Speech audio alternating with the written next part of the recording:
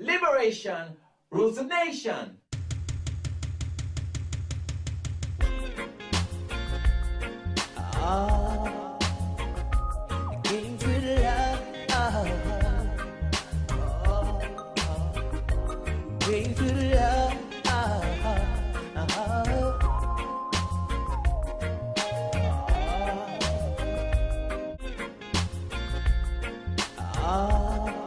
On avait un très bon dossier sur un problème de France-Afrique, les liens, la corruption, comment ces pays, notamment le Gabon, qui est quand même un pays très riche avec une population très pauvre. Et donc voilà, donc ça c'était le choix. Et on avait un scoop qui depuis a fait le tour de l'Internet, a fait le tour de France.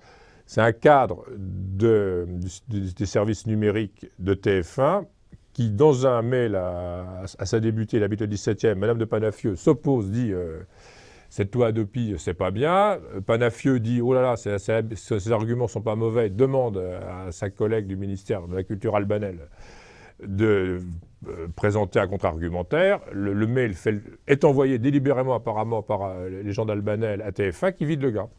Et donc on voit, bon, sur Hadopi qui est déjà un peu liberticide, donc évidemment ça fait confirmer tout ça. On n'a même pas le droit de critiquer Hadopi, puis surtout c'est les liens quand même entre Albanel et le ministère.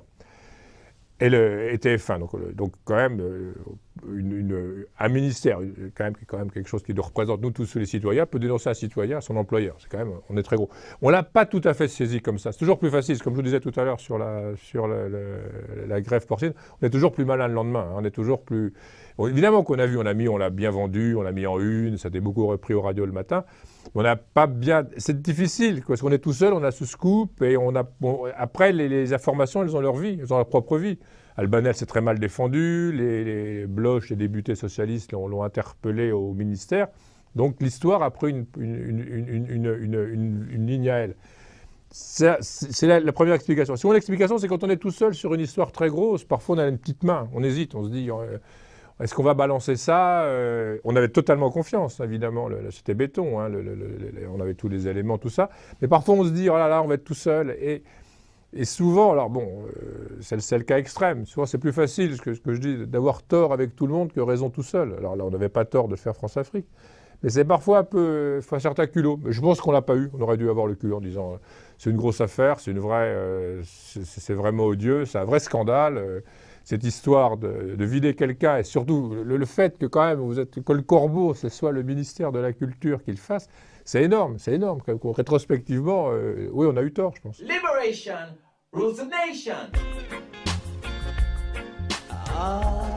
Libé, la